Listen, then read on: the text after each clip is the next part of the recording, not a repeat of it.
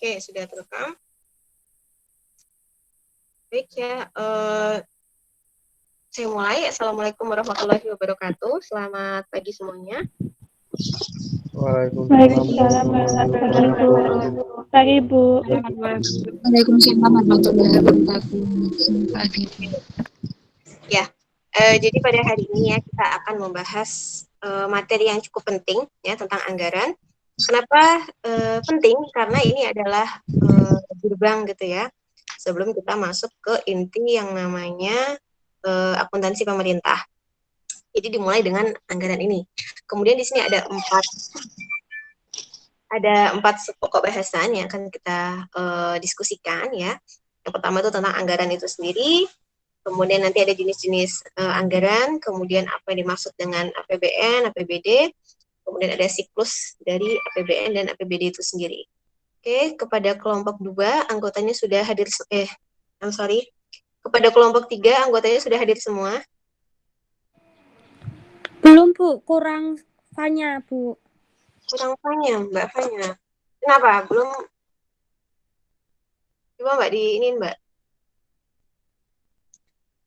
Yang lain, yang 2, yang Mbak selain Mbak Deva, Mbak Wida sudah? Ada, Bu. Tinggal Fanya aja, Bu. Oke. Kenapa? Ini udah di WhatsApp di grup, belum dibales, Bu. Mbak tidur kan ya? Enggak, Bu. Oke. Apa kita mulai dulu gitu biar Mbak Fanya nyusul? Iya, Bu, nggak apa-apa. Gitu ya. Oke, jadi teknisnya untuk hari ini kita agak sedikit berbeda dari yang minggu-minggu lalu ya. Jadi nanti setelah presentasi, kita nanti sesi diskusinya itu lewat e-learning ya. Jadi di e-learning sudah saya siapkan template-nya gitu ya untuk kita diskusi. Jadi nanti silahkan ajukan pertanyaan Anda di e-learning. Kemudian nanti di kelompok 3 juga nanti akan menjawabnya lewat e-learning. Kemudian saya batasi penanya tuh ada 9 orang ya, silakan 9 orang itu bertanya. Kemudian pertanyaan hanya boleh diajukan setelah sesi presentasi selesai gitu ya. Lalu untuk presentasi hari ini, nanti setelah presentasi akan langsung saya review ya. Jadi biasanya kalau saya review kan setelah sesi tanya jawab gitu kan, setelah sesi diskusi. Tapi karena diskusi ini akan kita pindahkan ke e-learning. Ya nanti setelah presentasi akan langsung saya review. Kemudian kalau ada pertanyaan yang ingin diajukan kepada saya persilahkan. Setelah itu barulah kita lanjutkan sesi diskusi ke e-learning gitu ya. Oke, kelompok 3 mungkin bisa dimulai dulu, nanti Mbak Fanya boleh menyusul sambil dibilangin ya di WA gitu untuk segera join gitu ke meet kita. Oke gitu, kelompok presentasi untuk materi anggaran, saya persilahkan kepada kelompok 3 untuk memulainya. Silakan Mbak.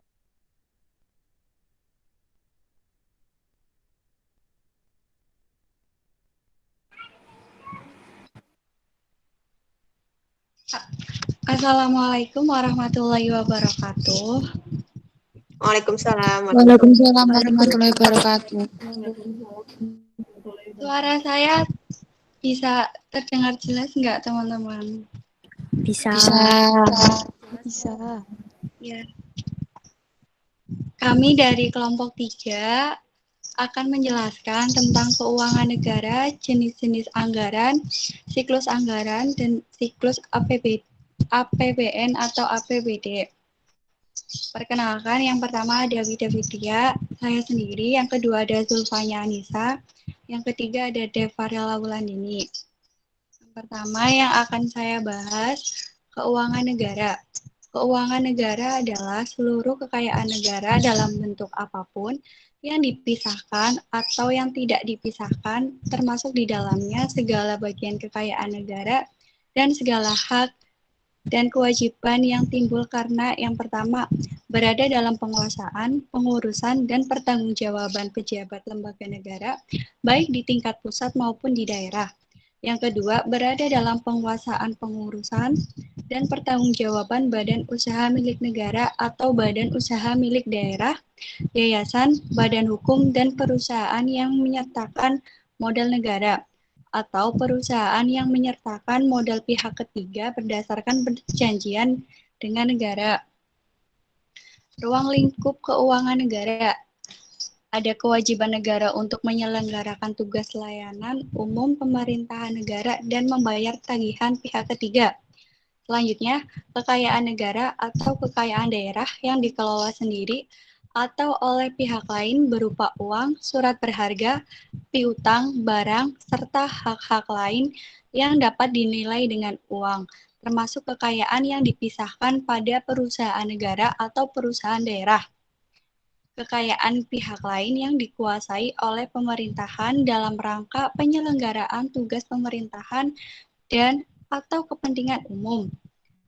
Selanjutnya ada penerimaan daerah, pengeluaran daerah, serta kekayaan negara atau kekayaan daerah yang dikelola sendiri atau oleh pihak lain berupa uang, surat berharga, piutang, barang, serta hak-hak lain yang dapat dinilai dengan uang termasuk kekayaan yang dipisahkan pada perusahaan negara atau perusahaan daerah.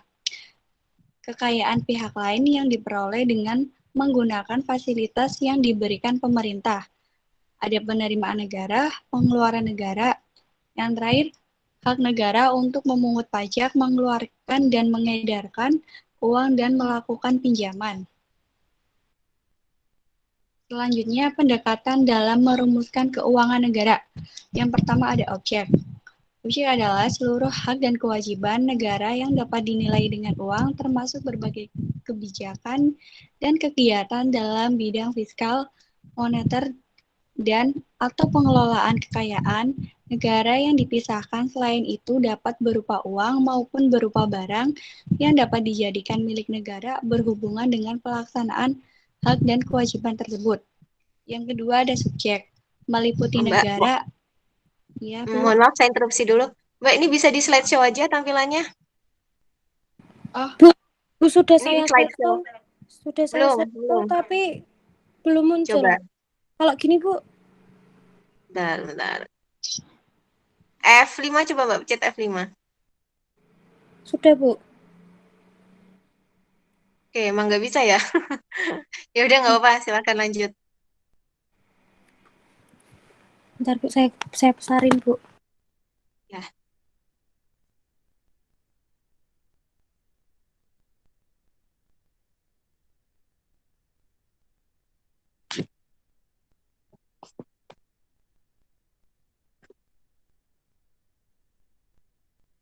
Atau yang bagian itu Mbak, yang sebelah kiri ada tulisan slide sama outline, itu kan ada tanda silang. Itu coba diklik Mbak. Nah, ya lumayan. Terus itu diklik hide yang belakang, yang bawah. Ada stop sharing sama hide. Nah, oke, silakan. Saya lanjutkan. Subjek meliputi negara atau pemerintah pusat, pemerintah daerah, pengurusan negara atau daerah, dan badan lain yang ada kaitannya dengan keuangan negara. Proses seluruhnya rangkaian kegiatan yang berkaitan dengan pengelolaan objek keuangan negara, mulai dari proses perumusan kebijakan dan pengambilan keputusan sampai dengan pertanggungjawaban. Yang terakhir tujuan, seluruh kebijakan, kegiatan, dan hubungan hukum yang berkaitan dengan pemilikan atau penguasaan objek sebagaimana tersebut di atas dalam rangka penyelenggaraan pemerintahan negara. Selanjutnya akan dibacakan oleh Mbak Deva. Ya, untuk selanjutnya asas keuangan negara. Yang pertama ada asas universalitas. Tidak diperkenankan terjadinya percampuran antara penerimaan negara dengan pengeluaran negara. Yang kedua, asas kesatuan. Mempertahankan hak budget dari Dewan secara lengkap, berarti semua pengeluaran harus tercantum dalam anggaran. Yang ketiga, asas spesialitas. Jenis pengeluaran dimuat dalam mata anggaran tertentu atau tersendiri dan diselenggarakan secara konsisten, baik secara kualitatif maupun kuantitatif. Yang keempat, ada asas akuntabilitas. Setiap pengguna anggaran wajib menjawab dan menerangkan kinerja organisasi atas keberhasilan atau kegagalan suatu program yang menjadi tanggung jawabnya. Lanjut, ada yang kelima, asas keterbukaan. Mewajibkan adanya keterbukaan dalam pembahasan, penetapan, dan perhitungan anggaran serta atas hasil pengawasan oleh lembaga audit yang independen. Yang keenam, asas pemeriksaan keuangan oleh badan pemeriksa yang bebas dan mandiri. Yang ketujuh, asas profesionalitas. Pengelolaan keuangan negara ditangani oleh tenaga yang profesional. Yang ke-8, ada asas proporsionalitas. Pengalokasian anggaran dilaksanakan secara proporsional pada fungsi-fungsi kementerian atau lembaga sesuai dengan tingkat prioritas dan tujuan yang ingin dicapai. Yang ke-9, asas tahunan. Anggaran negara dibuat secara tahunan yang harus mendapat persetujuan dari bahan legislatif atau DPR. 2. Jenis-jenis anggaran. Yang pertama, ada anggaran tradisional. Anggaran tradisional yaitu suatu cara menyusun anggaran yang tidak didasarkan atas pemikiran dan analisa rangkaian kegiatan yang harus dilakukan untuk mencapai tujuan yang telah ditentukan. Cara penyusunan anggaran dilakukan dengan merinci jenis pendapatan dan belanja, natur atau objek. Terdapat dua ciri utama dalam pendekatan ini, yaitu A. Cara penyusunan anggaran yang didasarkan atas pendekatan inkrementalis. B. Struktur dan susunan anggaran yang bersifat line item. Yang C. Cenderung sentralitis. D. Bersifat spesifikasi. E. Tahunan. Dan F. Menggunakan prinsip anggaran bruto. Yang pertama, inkrementalisme. Penekanan dan tujuan utama pendekatan tradisional adalah pada pengawasan dan pertanggungjawaban yang tersebut. Anggaran tradisional bersifat inkrementalis, yaitu hanya menambah atau mengurangi jumlah rupiah pada item-item anggaran yang sudah ada sebelumnya dengan menggunakan data tahun sebelumnya sebagai dasar untuk menyesuaikan besarnya penambahan atau pengurangan tanpa dilakukan kajian yang mendalam. Pendekatan semacam ini tidak saja belum menjamin terpenuhinya kebutuhan real, namun juga dapat mengakibatkan kesalahan yang terus berlanjut. Yang kedua, line item. Ciri lain anggaran tradisional adalah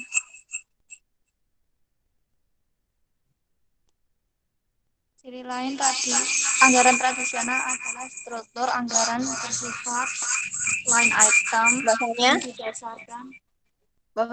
pakai dua perangkat. Kalau Mbak Fanya pakai dua perangkat, salah satu tolong speakernya dinonaktifkan. Iya, Bu. Nah, oke, udah nggak itu. Oke, silakan. Yang kedua, line item. Ciri lain anggaran tradisional adalah struktur anggaran bersifat line item yang didasarkan atas dasar sifat natur dari penerimaan dan pengeluaran. Metode line item budget tidak memungkinkan untuk menghilangkan item-item penerimaan atau pengeluaran yang telah ada dalam struktur anggaran. Walaupun sebenarnya secara real item tertentu sudah tidak relevan lagi untuk digunakan pada periode sekarang. Karena sifatnya yang demikian, penggunaan anggaran tradisional tidak memungkinkan untuk dilakukan penilaian kinerja secara akurat. Karena satu-satunya tolak ukur yang dapat digunakan adalah semata-mata pada ketaatan dalam menggunakan dana yang diusulkan. Penyusunan anggaran dengan menggunakan struktur line item dilandasi alasan adanya orientasi sistem anggaran yang dimaksudkan untuk mengontrol pengeluaran. Yang B, anggaran publik dengan pendekatan New Public Management atau NPM. Anggaran publik dengan pendekatan New Public Management (NPM) mulai dikenal sejak tahun 1980-an yang mulai merubah sistem anggaran tradisional yang terkesan kaku. birokratis dan hierarkis menjadi lebih fleksibel dan mementingkan pasar. Model NPM berfokus pada manajemen sektor publik yang berorientasi pada kinerja, bukan berorientasi kebijakan. Munculnya konsep New Public Management berpengaruh langsung terhadap konsep anggaran publik. Salah satu pengaruhnya adalah terjadinya perubahan sistem anggaran dari model anggaran tradisional menjadi anggaran yang lebih berorientasi pada kinerja. Berikut ini akan dibahas jenis-jenis anggaran pendekatan New Public Management. 1. Anggaran kinerja atau perform-based budgeting. Dengan metode ini, anggaran disusun berdasarkan pada kinerja yang dapat diukur measurable performance dari berbagai kegiatan. Faktor penentu di dalam metode ini adalah efisiensi dari berbagai kegiatan yang ada dengan menetapkan standar biaya atau cost standar. Anggaran dengan pendekatan kinerja sangat menekankan pada konsep value for money dan pengawasan atas kinerja output. Pendekatan ini juga mengutamakan mekanisme penentuan dan pembuatan prioritas tujuan serta pendekatan yang sistematik dan rasional dalam proses pengambilan keputusan. Anggaran kinerja didasarkan pada tujuan dan sasaran kinerja. Oleh karena itu, anggaran digunakan sebagai alat untuk mencapai tujuan.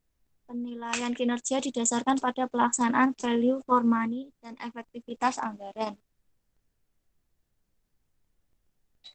Kelebihan dan kelemahan anggaran berbasis kinerja atau perform-based budgeting. Kelebihan 1. Anggaran berbasis kinerja memungkinkan pengalokasian sumber daya yang terbatas untuk membiayai kegiatan prioritas pemerintah, sehingga tujuan pemerintah dapat tercapai dengan efisien dan efektif. 2.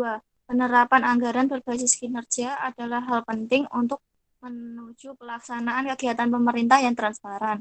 3. Penerapan anggaran berbasis kinerja mengubah fokus pengeluaran pemerintah keluar dari sistem line item menuju pendanaan program pemerintah dengan tujuan khusus terkait dengan kebijakan prioritas pemerintah.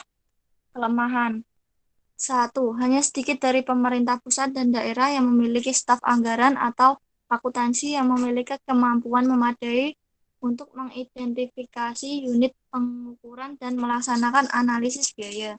2. Banyak jasa dan aktivitas pemerintahan telah secara khusus dibuat dengan dasar anggaran yang dikeluarkan atau cash basis. 3. Kadangkala aktivitas langsung diukur biayanya secara detail dan dilakukan pengukuran secara detail lainnya tanpa adanya pertimbangan memadai yang diberikan pada perlu atau tidaknya aktivitas itu sendiri.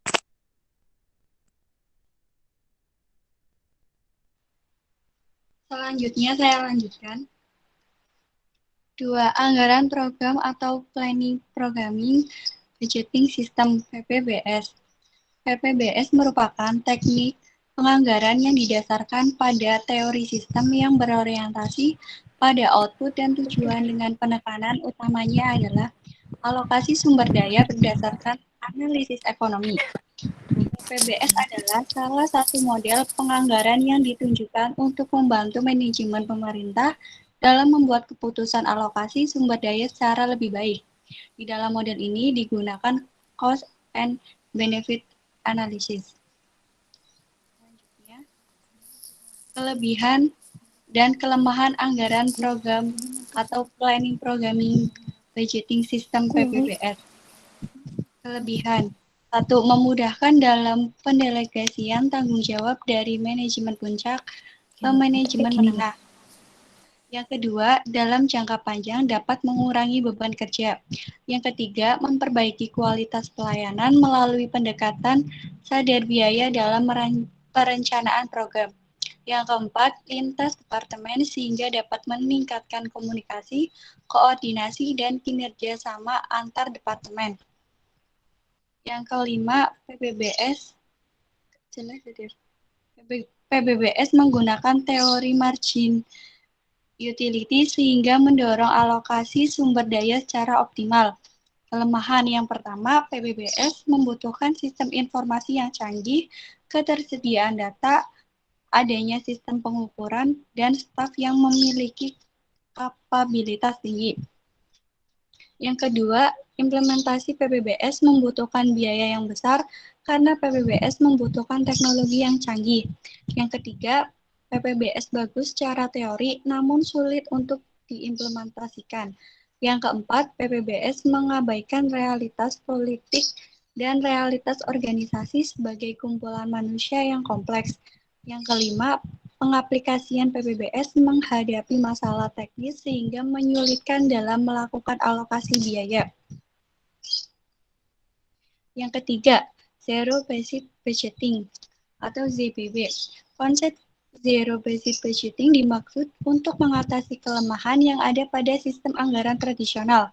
Penyusunan anggaran dengan menggunakan konsep Zero Based Budgeting dapat menghilangkan instrumentalism dan line item karena anggaran diasumsikan mulai dari nol.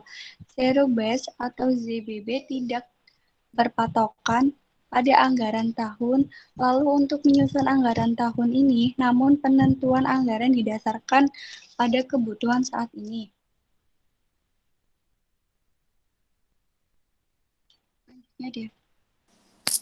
Kelebihan dan kelemahan Zero Based Budgeting ZBB.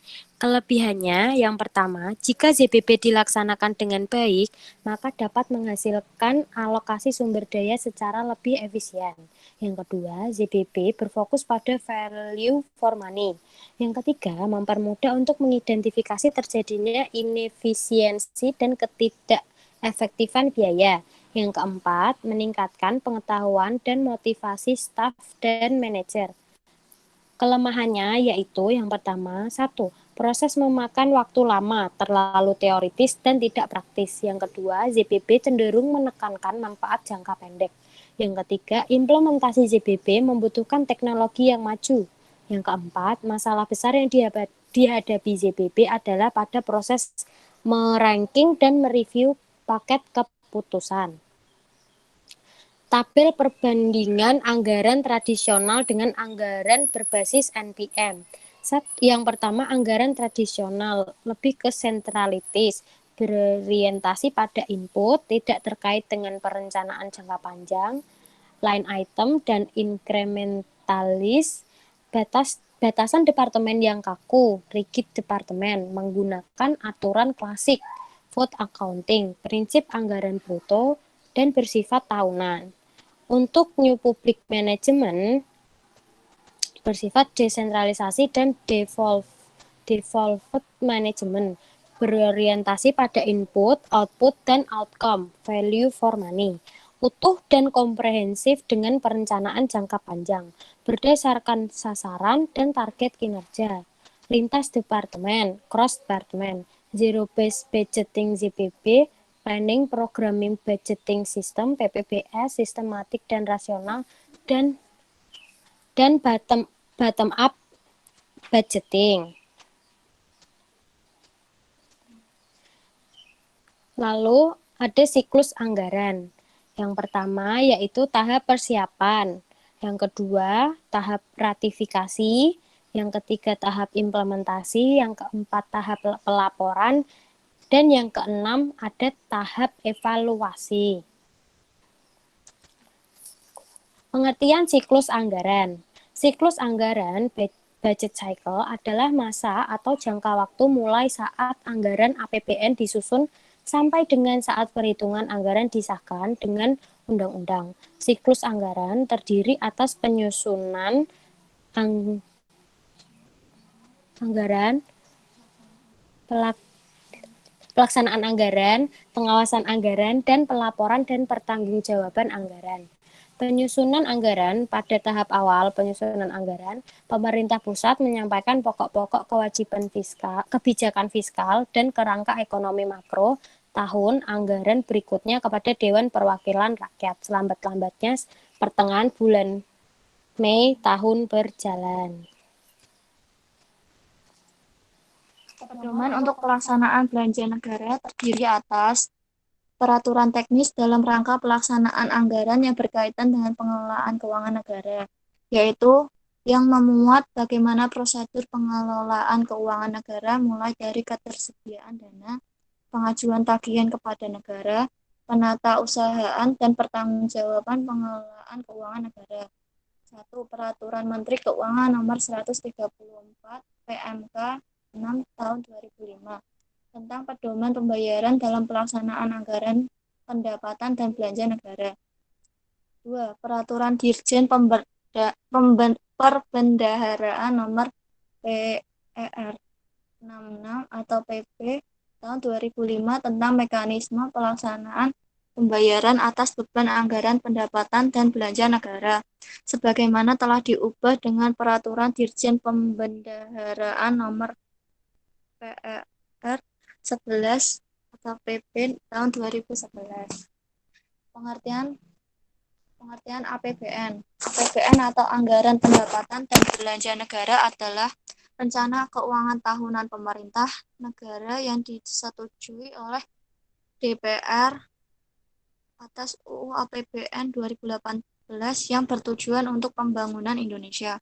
APBN ini mencatat seluruh pendapatan yang diterima negara serta belanja atau pengeluaran pemerintah tiap tahunnya, 1 Januari sampai 31 Desember. Penyusunan APBN Indonesia sendiri dilakukan oleh Kementerian Keuangan RI yang kemudian disetujui oleh DPR. Tujuan penyusunan APBN. Penyusunan APBN dilakukan untuk membiayai segala kepentingan negara demi mewujudkan perekonomian nasional yang lebih baik. Dari rincian APBN tersebut, pemerintah dapat melihat seberapa besar penerimaan negara yang diterima serta berapa besar biaya yang harus dibayarkan negara di tahun anggaran berjalan. Fungsi APBN. Terdapat 3 fungsi APBN. 1. Alokasi barang publik atau allocation merupakan fungsi yang bertugas untuk menyediakan barang publik provision yang diharapkan dapat memberikan eksternalitas positif bagi investasi guna memacu pertumbuhan ekonomi. Contoh alokasi barang publik tersebut adalah jalan raya, sekolah, pelayanan kesehatan, dan lain-lain. 2. Distribusi pendapatan atau distribution merupakan fungsi APBN dalam rangka memperbaiki distribusi pendapatan. Instrumen yang paling utama digunakan dalam memacu distribusi pendapatan adalah pajak dan subsidi. Pajak dan konsumsi ini memiliki dampak langsung yang dapat mempengaruhi ataupun mengarahkan keinginan kerja dan konsumsi masyarakat. 3. Stabilitas perekonomian atau stabilization. Fungsi stabilisasi berkaitan erat dengan politik anggaran, tergantung keadaan ekonomi yang sedang terjadi. Dalam kondisi resesi atau melemahnya pertumbuhan ekonomi, sebaiknya pemerintah menempuh politik anggaran defisit atau budget defisit untuk mendorong permintaan. Dalam kondisi ekonomi membaik, recovery, pemerintah sebaiknya menempuh politik anggaran surplus untuk menekan laju inflasi. Selain 2 pilihan tersebut, ada pilihan lain yaitu anggaran berimbang, balanced budget, yang dapat digunakan pada masa resesi ataupun pemulihan.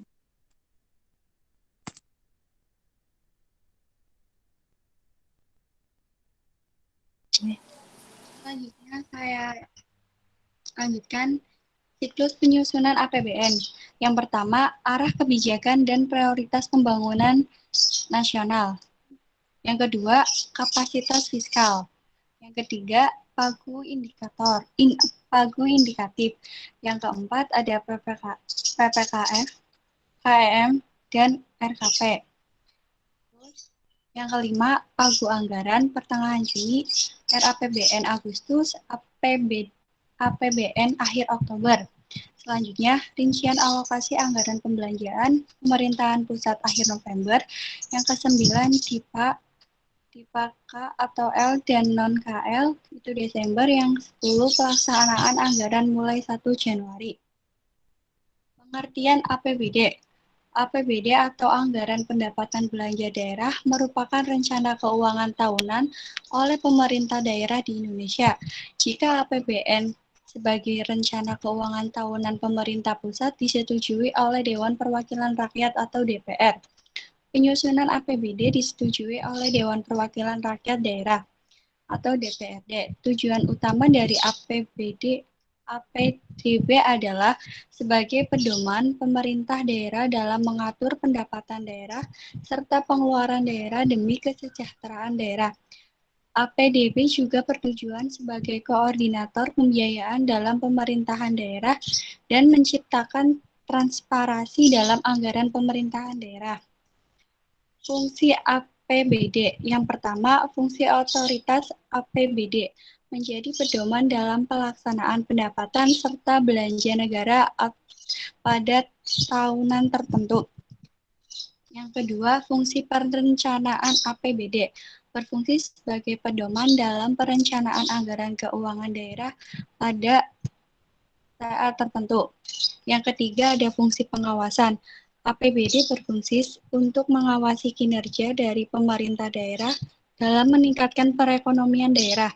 Yang keempat, fungsi alokasi. APBD berfungsi sebagai pedoman dalam alokasi dana yang tepat bagi peningkatan perekonomian daerah. Alokasi penggunaan dana APBD haruslah sesuai dengan tujuan peningkatan perekonomian tersebut. Yang kelima, fungsi distribusi. APBD haruslah distribusikan secara merata dan adil.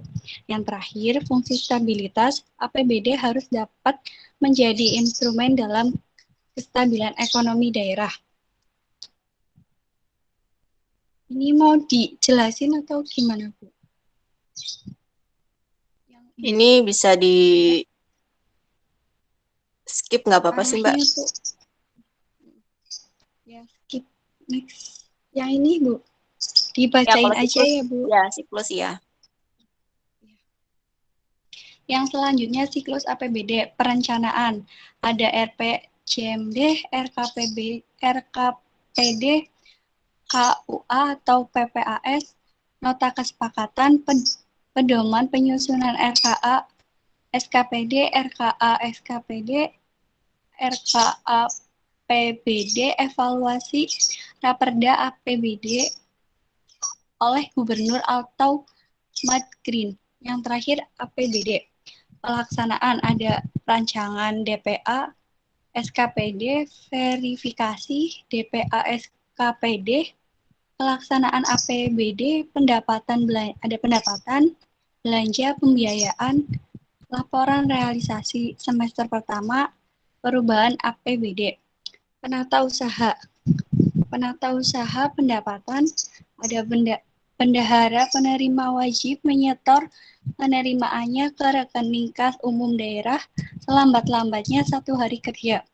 Penata usaha belanja, penerbitan SPM, UP, SPMGU, SPMTU, dan SPMLS oleh Kepala SKPD, penerbitan SP2D oleh PPKD.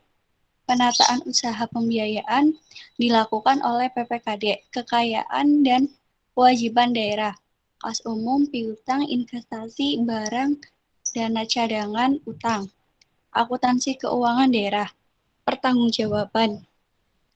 Disusun sesuai SAP, laporan keuangan pemerintah daerah, LRA, neraca, laporan arus kas, CALK, Raperda, pertanggungjawaban APBD, pemeriksaan, laporan keuangan diperiksa oleh BPK.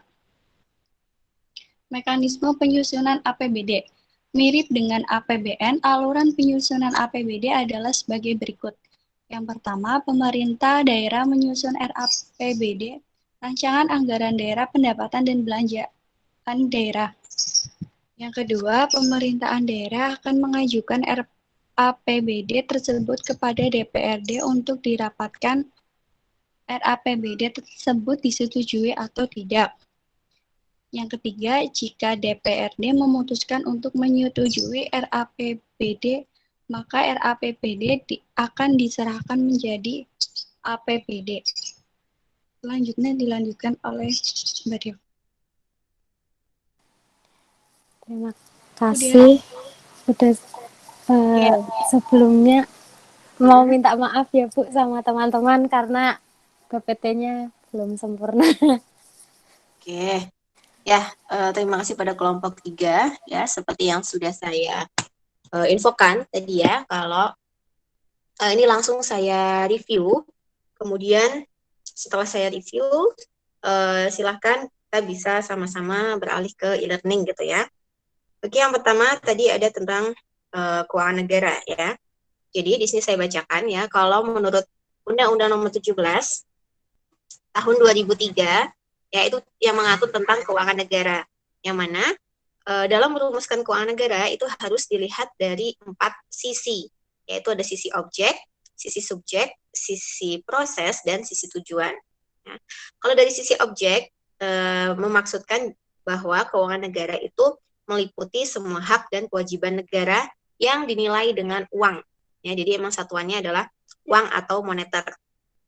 Kemudian kalau dari sisi subjek, yang dimaksud dengan keuangan negara itu adalah seluruh objek, ya, berarti tadi semua hak kewajiban. Kemudian yang dimiliki maupun dikuasai oleh pemerintah pusat, pemerintah daerah, perusahaan negara atau daerah, dan badan lain yang berkaitan dengan keuangan negara. Kemudian kalau dari sisi proses, keuangan negara itu mencakup semua rangkaian kegiatan yang berkaitan dengan pengelolaan objek, mulai dari perumusan kebijakannya sampai nanti pengambilan keputusan hingga pertanggungjawaban. Kemudian kalau dari sisi tujuan, keuangan negara itu meliputi seluruh kebijakan, kegiatan, dan hubungan hukum yang berkaitan dengan pemilikan atau penguasaan dari sisi objek. Kemudian kalau pengelolaan keuangan negara itu dibagi menjadi 2, ya. Ada yang dikelola oleh negara secara langsung, ada yang tidak langsung. Nah, yang dikelola oleh negara langsung itu dipegang oleh presiden dalam bentuk APBN dan APBD. Kalau APBD berarti dipegang atau dikelola oleh pemerintah daerah, ya. Kemudian kalau yang tidak dikelola langsung itu siapa yang mengelola? Yang mengelola adalah pihak lain yang dimana itu merupakan tetap bagian dari pemerintah, tapi memang untuk pengelolaan keuangannya diatur terpisah atau dipisahkan manajemennya, gitu ya bahasa mudahnya. Contoh dari pengelolaan tidak langsung adalah pemerintah mengelolakan objek-objeknya itu kepada BUMN maupun BUMD. Nah, itu kan pengelolaannya bertanggung jawabnya tidak langsung terhadap presiden, ya. Dan biasanya kalau BUMN BUMD itu mereka dalam bentuk perusahaan, kemudian bisa berbentuk perseroan terbatas atau persekutuan atau yang lain-lainnya. Oke. Kemudian saya rasa untuk APBN dan APBD sudah cukup jelas ya tadi penjelasannya. Kemudian mungkin kita bisa langsung masuk ke penganggaran, ya. Jadi bisa kita katakan kalau penganggaran adalah proses dalam penyusunan anggaran, ya. Apa itu anggaran? Anggaran adalah rencana, ya, ibaratnya adalah rencana kegiatan atau rencana tujuan-tujuan pemerintah yang akan direalisasikan, tapi dinyatakan dalam bentuk satuan moneter. Ya, jadi anggaran itu pasti isinya berupa satuan moneter, ya. Ada nominal angka uangnya, kemudian ada satuan mata uangnya, ya. Kemudian menurut PP nomor 21 tahun 2004, ya, ini tentang penyusunan rencana kerja anggaran Kementerian Negara itu mengamanatkan ada 3 pendekatan yang harus diperhatikan oleh pemerintah ketika akan merencanakan dan mengimplementasi kebijakan anggarannya. Ya, yang pertama adalah pendekatan penganggaran terpadu. Ini memuat semua kegiatan instansi pemerintahan dalam APBN disusun secara terpadu, termasuk mengintegrasikan anggaran belanja rutin dan anggaran belanja pembangunan. Jadi memang anggaran belanja di pemerintah tuh umumnya dibagi menjadi 2, ada anggaran belanja rutin dan anggaran belanja anggaran belanja pembangunan. Kemudian memperhatikan penganggaran berbasis kinerja atau performance based budgeting, tadi juga sudah dibahas, ya. Yang mana ini bisa memperjelas tujuan dan indikator kinerja sebagai bagian dari pengembangan sistem penganggaran. Nah, penganggaran berbasis kinerja ini bisa mendukung perbaikan efisiensi dan efektivitas dalam pemanfaatan sumber daya dan memperkuat proses pengambilan keputusan tentang kebijakan dalam jangka menengah. Kemudian yang ketiga, untuk penganggaran pemerintah, melakukan pendekatan kerangka pengeluaran jangka menengah atau KPJM. Ya, jadi ini adalah pendekatan dengan perspektif jangka menengah, yang mana bisa memberikan kerangka yang menyeluruh, meningkatkan keterkaitan antara proses perencanaan dan penganggaran, mengembangkan disiplin fiskal, mengarahkan alokasi sumber daya agar lebih rasional dan strategis. Lalu,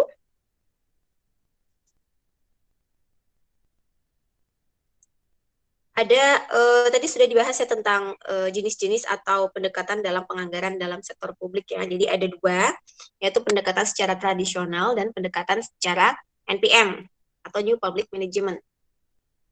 Untuk New Public Management sendiri ini sudah mulai kita bahas dari awal pertemuan ya, dari pertemuan pertama mengenai apa tuh New Public Management. Jadi memang diharapkan pemerintah Indonesia gitu bisa menerapkan New Public Management agar apa? Agar pemerintah Indonesia itu bisa bertanggung jawab atau mempertanggungjawabkan kegiatannya pengelolaan keuangan negara ini kepada masyarakat, juga sekaligus sebagai alat bantu atau tools bagi pemerintah agar bisa melakukan akuntabilitasnya gitu ya. Kalau yang pendekatan tradisional itu ada dua, ya ada dua cirinya, yaitu incrementalism dan line item, tadi sudah dibahas juga. Yang mana kalau incrementalism itu anggaran ya diasumsikan kalau jumlah anggaran tahun tertentu itu dihitung berdasarkan jumlah tahun sebelumnya.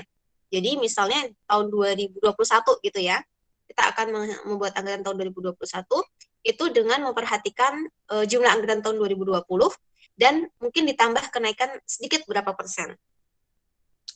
Ya, jadi ada tingkat kenaikannya, tapi tidak melakukan kajian terlebih dahulu. Jadi tidak dilakukan kajian yang mendalam ya, cuma sekedar oh kemarin habis ini udah deh tambahin sekian gitu ya, bahasa gampangnya gitu.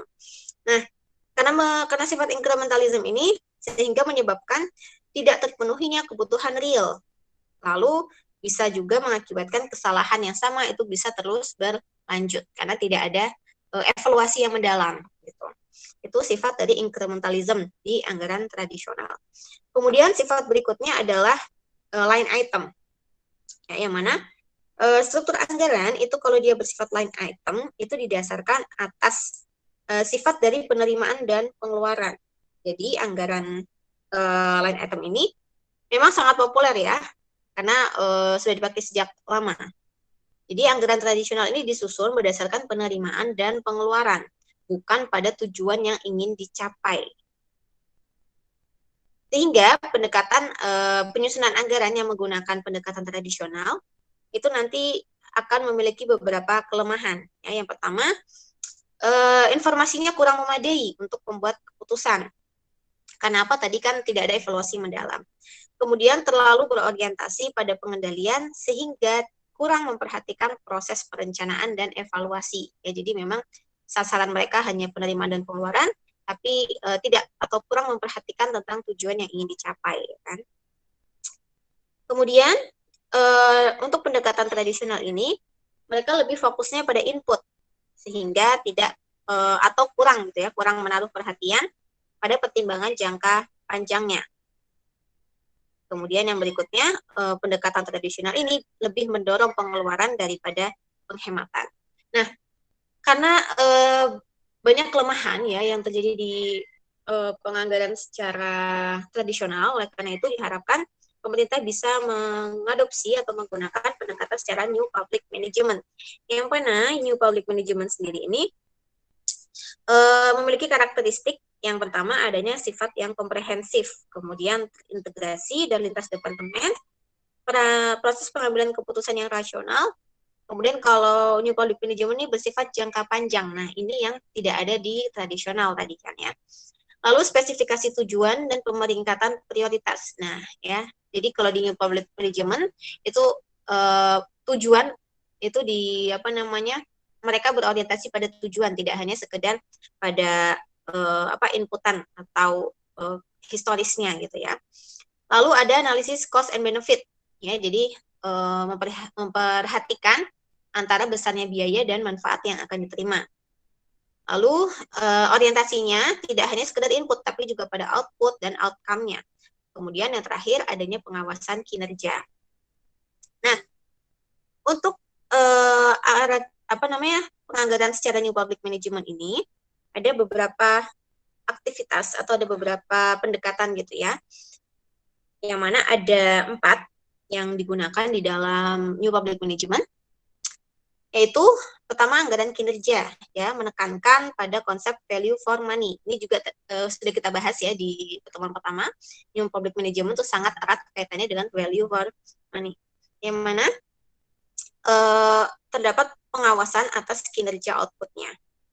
Kemudian kalau yang kedua, ya, itu ada program budgeting, yang mana menekankan jika keputusan penganggaran itu harus didasarkan pada tujuan atau output dari aktivitas pemerintah. Jadi fokusnya pada tujuan daripada inputnya. Lalu yang zero based budgeting, ini juga tadi sudah dibahas ya. Anggaran itu diasumsikan mulai dari nol, ya. Jadi kayak slogannya SPBU kan, Pertamina, mulai dari nol ya. Yang mana dalam penyusunan zero based budgeting tahun ini itu tidak berdasarkan pada tahun lalu.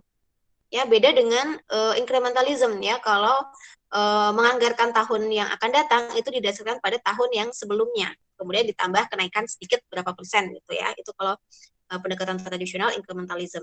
Sementara kalau yang zero based budgeting, setiap tahunnya tuh dianggap nol ya, dianggap kemarin tidak ada, ayo kita buat lagi gitu. Jadi memang harus dilakukan kajian lagi, dilakukan evaluasi lagi gitu. Jadi memang benar-benar untuk zero based budgeting ini disusun berdasarkan kebutuhan yang terjadi saat ini. Nah, kemudian yang selanjutnya itu ada planning, programming, dan budgeting system atau PPBS. Ini juga tadi sudah dibahas ya. Yang mana dari konsep PPBS ini itu memandang jika penyusunan anggaran itu menjadi bagian yang tidak bisa dipisahkan dari proses perencanaan dan perumusan program kegiatan suatu organisasi. Nah, kelebihannya penggunaan PPBS itu bisa memudahkan dalam pendelegasian tanggung jawab dari atasan kepada bawahan. Kemudian kalau secara jangka panjangnya itu bisa mengurangi beban kerja. Bisa juga memperbaiki kualitas pelayanan ya melalui pendekatan standar biaya. Kemudian bisa menghilangkan program-program yang overlapping. Program-program yang overlapping tuh yang terlalu banyak gitu ya, sehingga tidak bisa terrealisasikan. Nah, dengan penggunaan PPBS ini bisa mengeliminasi atau bisa membuang gitu ya, menghilangkan program yang overlapping. Nah, tentu saja seperti pada program-program yang lain,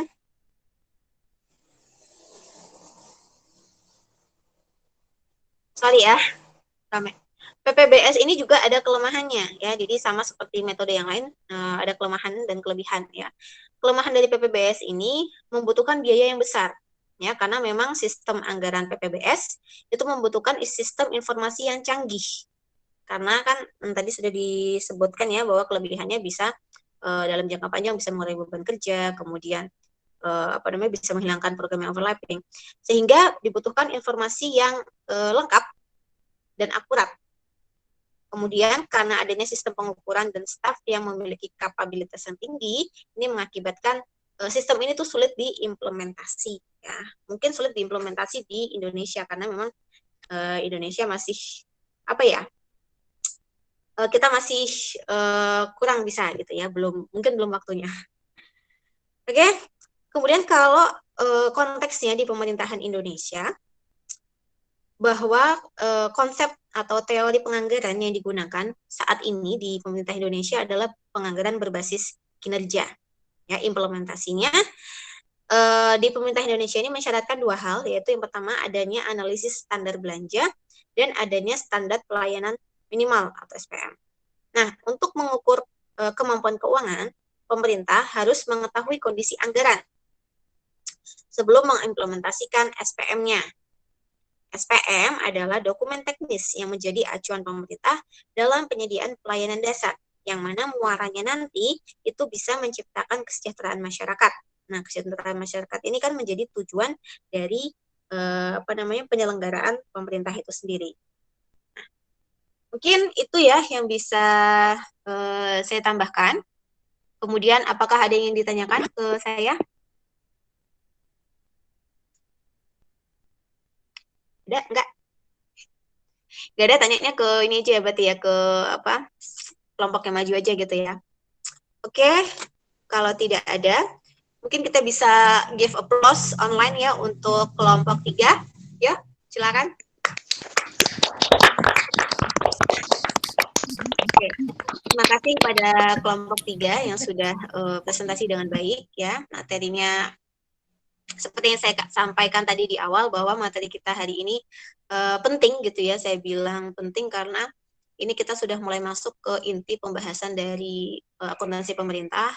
Oleh karena itu diharapkan Anda mendapatkan pemahaman yang memadai ya untuk masalah anggaran, keuangan negara, kemudian siklus APBD dan APBN. Begitu.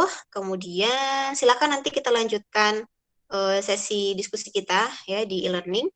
Lalu untuk kelompok selanjutnya, kelompok 4, seperti biasa ya, harap mengirimkan PPT fixnya, PPT yang sudah jadi. Maksudnya sudah jadi tuh tidak harus gini ya, tidak harus sudah dikasih animasi itu enggak. Misalnya baru polosan, tapi materinya sudah fix itu yang akan ditampilkan gitu, itu enggak masalah buat saya.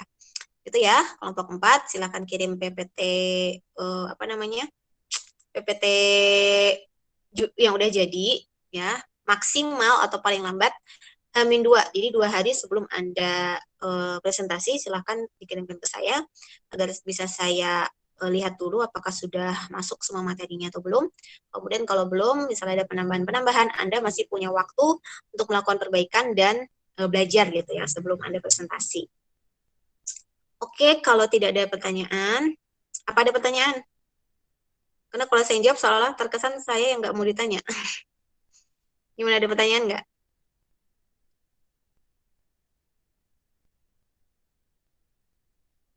Nanti Ada tanya tidak? di yang presentasi aja, Bu. Oh gitu, oke. Ya, sampai presentasi aja ya. Ya sudah, kalau tidak ada pertanyaan, mungkin bisa kita akhiri ya. Nanti seperti biasa.